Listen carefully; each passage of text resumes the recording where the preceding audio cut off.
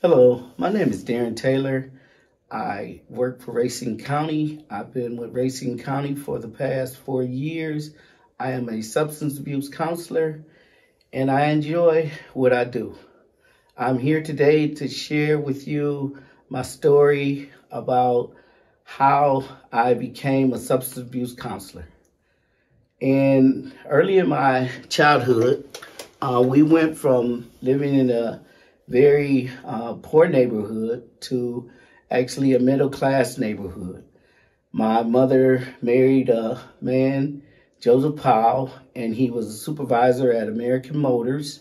And we went from living in a house where I shared a bedroom with my siblings to actually having a bedroom of my own. We grew up with some very nice things in the home: basketball, hoop in the backyard, pool table in the basement. So it was really a different setting for me. We moved into an all-white neighborhood, which was a true adjustment for me until we went back to school that fall, and then I was able to meet some black kids my age. During this time, everything seemed to be going well. The next thing that happened was in the 7th grade, we were part of Racine's segregation program. And we were shipped from the inner city to the outskirts of Franksville to attend school. So instead of going to school in the inner city, I went to school at Gifford High School. There, it was different. My parents was really kind of upset about us having to adjust our lives to go there because it was also an inconvenience for them. At first, we were treated not so bad, but there was some hostility there, but eventually things began to be okay. I then met some guys in my 7th grade that some friends of ours from hanging out with our older brothers, we started smoking marijuana. And it was nothing serious because we prided ourselves on being athletes. So we, like 3 or 4 of us, would put, a couple dollars together and buy a couple joints, and that was that. And then through the 8th grade, things progressed the same. But in the 8th grade, as I was transitioning to the 8th grade, my older brother and I and another individual one night decided to steal a car and go joyriding. Well, in the process of stealing the car, we were parked, and then we ended up hitting another parked car. And we got out and we ran.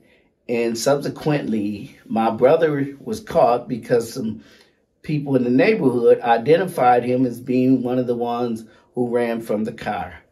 My older brother never told on myself or the other individual, but because he had a previous record, he was sent to the Carmelite Home for Boys for the next 2+ years. This was very difficult for me because my big brother was also my best friend.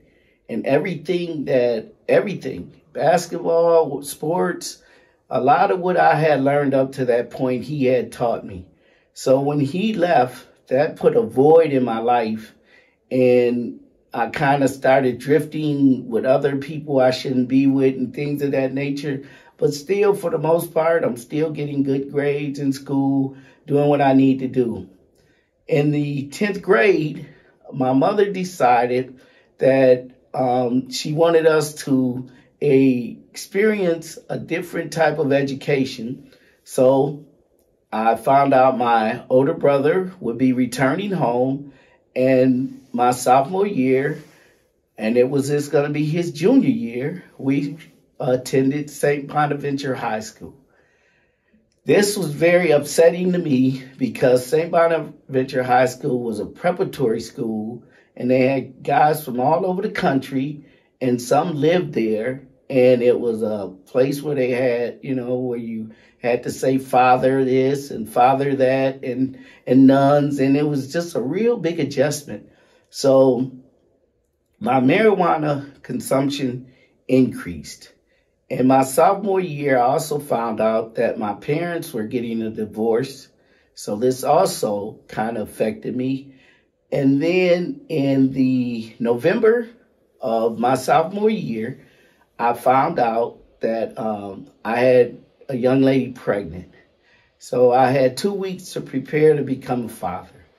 This really affected me. And you put all three of these things together, and I found out that marijuana was a great escape. And that's exactly what I did. I used it to escape.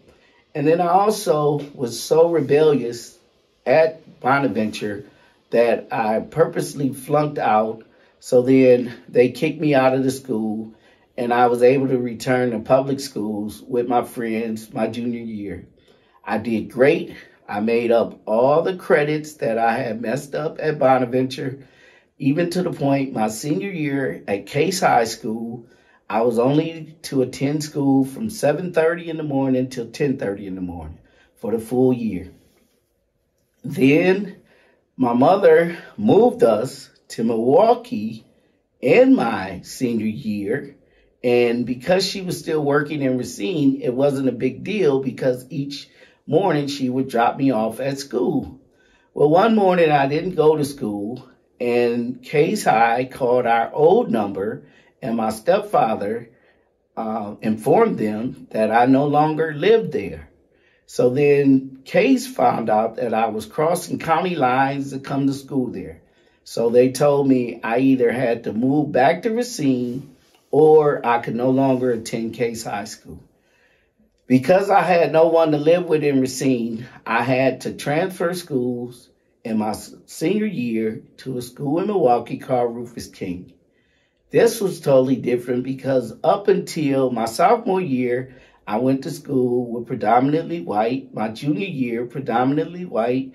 And now my senior year, it's predominantly black. So again, I'm having to make an adjustment.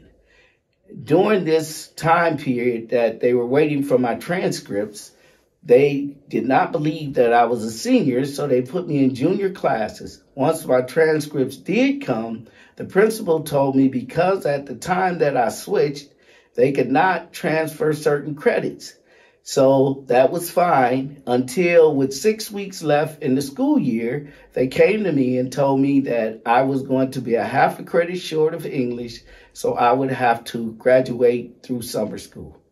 This, again, really upset me. I became very rebellious. I was very angry with my mother because I felt like all of this could have been avoided had she just stayed in Racine a little longer. I went to summer school, I graduated, and after that, the mother of my child, we moved in together. We were raising our son, and things seemed to be doing okay until I didn't know that she had a drug problem, and she was able to hide it from me for a while. So this put a big problem between me, her, and my son. So eventually what I had to do was we got evicted from our apartment, and myself and my son moved back into the home with my mother, and things seemed to be going okay until I had to move back to Racine because of a good job opportunity. My mother said that my son could still stay there with her, so things were okay until my mother's, the mother of my son would come and move him back and forth with her, and she didn't ever have a set address, and he didn't have a bedroom. He would sleep on floors and couches, and he went through her addiction. Well, eventually in '84, I was introduced to, at that time, called freebasing cocaine, which means we just cooked off all the impurities and we were smoking cocaine. Today, it's commonly known as crack cocaine. Well, back then in '84, we would just do it on weekends. It wasn't an issue. In '86, I started to smoke a little more, but it's still primarily on the weekends. By 1988, it had became a problem. And I always told myself, if it ever caused me to miss a day of work, that I would get myself some help. So in 1988, I checked myself into the A Center, and they helped me, 30-day residential program. Unfortunately, while I was there, I really didn't work on me. I was so busy helping everyone else there that they had to call a meeting to remind everyone that I was there as a client also. I left the program, graduated, everything according to them I was going to be okay. And within 2 weeks of leaving the program, I crashed and burned, and it got real bad. By 88, I left my job at Chi-Chi's as a kitchen manager, and I went into another type of cooking where I was taught to be a sous chef. There, for the next 4 to 6 years, I struggled with crack cocaine, with relationships. It was getting really bad. In 1994, right around my 34th birthday, I was in the house with some guys, and we had been up for going on like 3 days, smoking crack cocaine, drinking, smoking marijuana, the whole bit. And eventually, because we didn't know, the police had the phone that we were using to order to have guys bring us the drugs was bugged. Eventually, the police came, they raided the house, and that was the first time I ever went to jail. I spent a day or two in jail. I was released. I was told that if I completed outpatient residential program, outpatient program, and my UAs would be negative, that the charges would be dismissed. I was unable to do that because, again, my addiction to crack cocaine had got really bad. So I more or less went on the run. I distanced myself from my family, my job history, to where I could easily hold down a job for many years. Now it had become difficult to hold down a job for months. In 1994, while living in Milwaukee, I was at a young lady's house. We had been up for a couple days. The police were called because someone, her neighbor, called and stated that we were selling drugs. The police came, and once they were in the house, they saw the drugs on the table. They seen some things they didn't like. But again, they told us because they were satisfied that we weren't selling drugs, if once they ran a check on our names, if everything checked out, they would just remove the drugs and call it a day. Well, I had a 10-day hold here in Racine, and the young lady that I was with had absconded from her probation agent for 2 years. So they arrested us, took us to Milwaukee County Jail. There, I was charged with possession of cocaine and party to possession of drug paraphernalia. I spent 4 months in the House of Correction.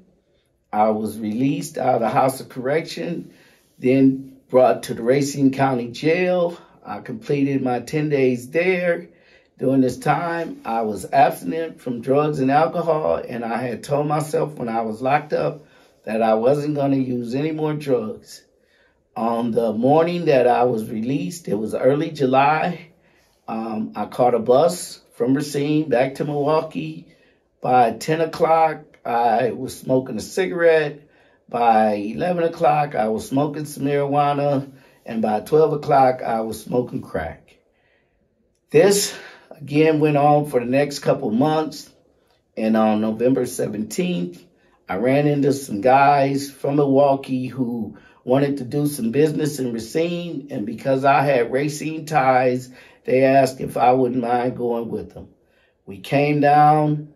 The guy gave me probably a good $300 worth of cocaine to sell. He told me bring him $200 back in cash, and with the rest, I could do whatever I wanted. I ended up smoking all of it, and I became afraid for my life because these were some dangerous guys. And on November 19th, that evening, when I didn't have any more moves to make, I remember just praying and asking God if he would help me. I didn't ask him to remove the addiction. I asked him if he would remove the pain. On November 19th, I went to my dad's house, who 3 years prior to that had asked me to leave his house because it wasn't that he didn't love me. He just didn't want to watch me kill myself. So I went to my dad's house. He helped me get into the crisis center. From the crisis center, back then they had what was called St. Clair House and Darren House. Racine County had two wonderful programs, and they were good because at that time I didn't have any insurance or anything else. So they were really lifesavers. So I was able to get in the St. Clair House. I did 45 days of residential treatment there, and then I transferred over to the Darren House, and I spent another 3 months there. It was due to those programs that I was able to stay sober and start achieving my dreams. In 2003, I returned to school. I went to Gateway Technical College. I earned an associate degree in human services. And later on, I went back to school and earned my bachelor's degree at Upper Iowa University in human services and social work. Today, I am happy as a drug counselor. I work also for a group home called Peace of Mind with high-risk youth, and I do ALDA counseling there with the young men from ages 13 through 17. And I can't tell you how happy I am with my life and the choices that I made to get to the point where I am now. When I look back, I'm just grateful that I was able to make it to where I am now. And I give God the glory. Thank you for your time.